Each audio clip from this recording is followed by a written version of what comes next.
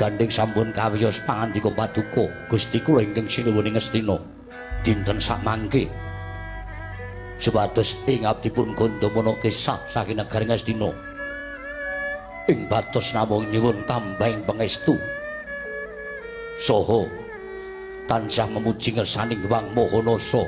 Mugi-mugi sesembahan kula Prabu Pandhu Dewayana pinaring ana panjang yuswa saha katentreman tansah sumandinga wonten negari Ngastina engga saturun-turun panjenengan sinuwun. Oh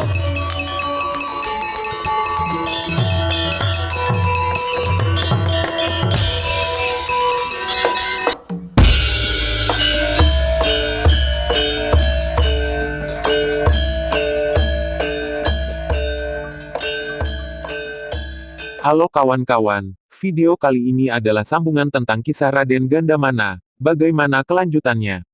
Simak video ini sampai habis. Salam budaya.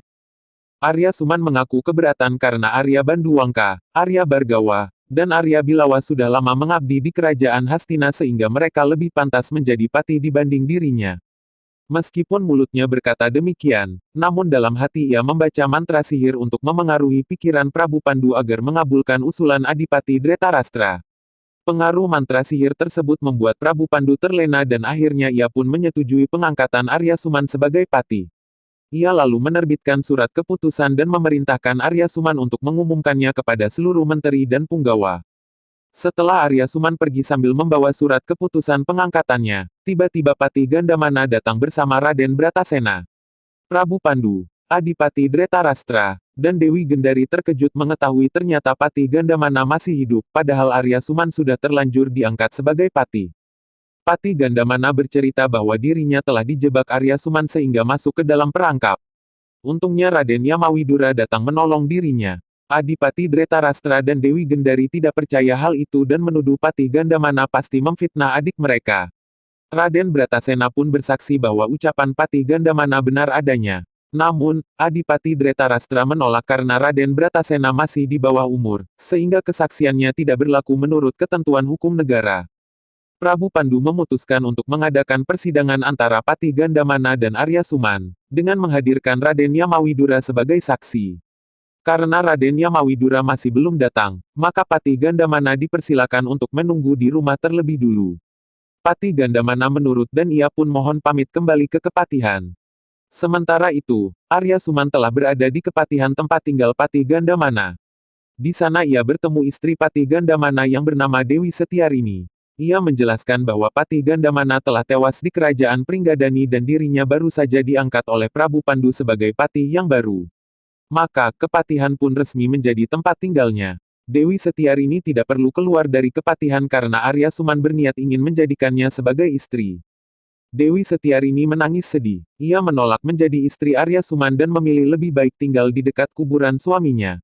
Arya Suman tersinggung dan berniat memperkosa Dewi Setiarini untuk melampiaskan nafsunya. Dewi Setiarini ketakutan. Ia pun memilih bunuh diri menyusul suami daripada dinodai oleh Arya Suman yang culas dan licik itu. Tiba-tiba Patih Gandamana datang. Betapa hatinya berduka melihat istrinya telah tewas bunuh diri.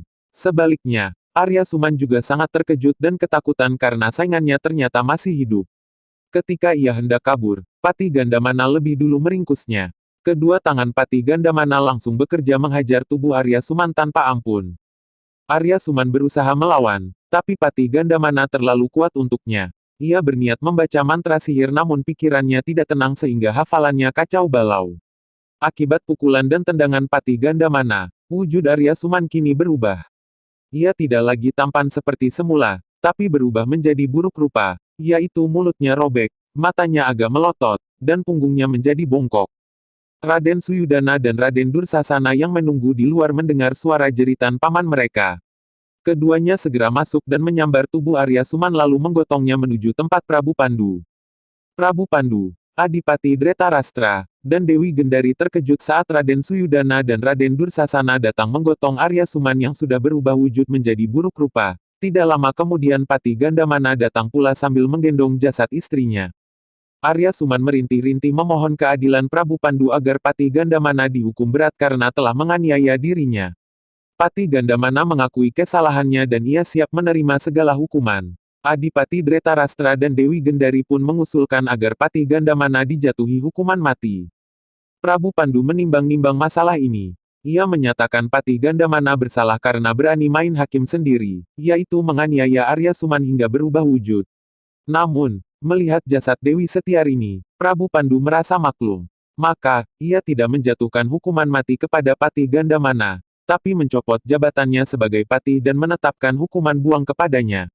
Mulai saat ini dan untuk selamanya, Raden Gandamana tidak boleh lagi menginjakan kaki di wilayah kerajaan Hastina. Raden Gandamana menerima keputusan tersebut. Ia pun mohon pamit kepada Prabu Pandu dan yang lainnya. Tidak lupa ia berdoa semoga Prabu Pandu tetap dalam lindungan yang maha kuasa dari segala pengaruh buruk manusia berhati serigala namun bermulut manis. Usai berkata demikian, ia lalu pergi sambil menggendong jasad istrinya keluar dari istana. Raden Bratasena muncul dan berusaha mencegah Raden Gandamana pergi. Raden Gandamana memeluk Pandawa nomor 2 itu kemudian berpamitan, bahwa ia berniat pulang ke negeri asalnya, yaitu kerajaan Pancala. Ia berharap semoga kelak bisa bertemu lagi dengan Raden Bratasena di lain waktu. Setelah Raden Gandamana pergi, Prabu Pandu pun memeriksa keadaan Arya Suman. Dengan merintih-rintih, Arya Suman mengaku salah telah menyebabkan Dewi Setiarini bunuh diri. Padahal, niatnya baik yaitu ingin merawat janda Raden Gandamana. Namun, Dewi Setiarini ternyata bersikap angkuh, yaitu lebih baik mati menyusul suaminya daripada menikah lagi. Karena Prabu Pandu masih berada dalam pengaruh mantra sihir Arya Suman, ia pun percaya pada keterangan palsu tersebut. Ia memerintahkan Raden Suyudana dan Raden Dursasana untuk memanggil tabib agar segera mengobati luka-luka Arya Suman. Mungkin luka-luka itu bisa sembuh, tapi wujud Arya Suman tidak akan kembali tampan seperti dulu lagi. Maka, sebagai peringatan atas peristiwa ini, Prabu Pandu pun mengganti nama Arya Suman menjadi Patih Sangkuni. Adapun nama Sangkuni berasal dari kata Saka dan Uni, artinya dari ucapan.